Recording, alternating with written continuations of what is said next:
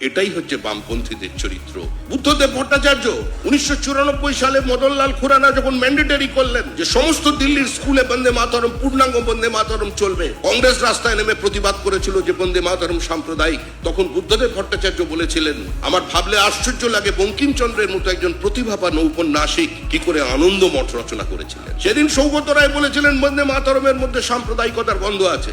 আজকে দেখুন সব যুগ সন্ধিক্ষণ এক জায়গায় চলে এসেছে। বাঙালি হিন্দু হোমল্যান্ডের দাবিতে যে আন্দোলন তৈরি করেছিলেন এন চ্যাটার্জি, শ্যামাপ্রসাদ মুখার্জি, এনসি চ্যাটার্জি, শ্যামাপ্রসাদ মুখার্জি, আর যেই আন্দোলনে সাড়া দিয়েছিলেন মেঘনাথ শাহ, যদুনাথ সরকার, সুনীতি কুমার চট্টোপাধ্যায়, কংগ্রেসের সমস্ত এমএলএ, এমনকি পরিস্থিতির উল্টো দিকে থেকেও পাকিস্তানের দাবিকে সমর্থন করার পরেও সেদিনকার ওই 20 জুন 1947 সালের ওই প্রপোজালে সেদিন জ্যোতি বসু এবং রতনলাল ব্রহ্মণ ভোট দেন। ও ভেতরে ভোট দিলেন আর বাইরে এসে বললেন বাংলাকে ভাগ করলো কে, শ্যামাপ্রসাদ আবার কে।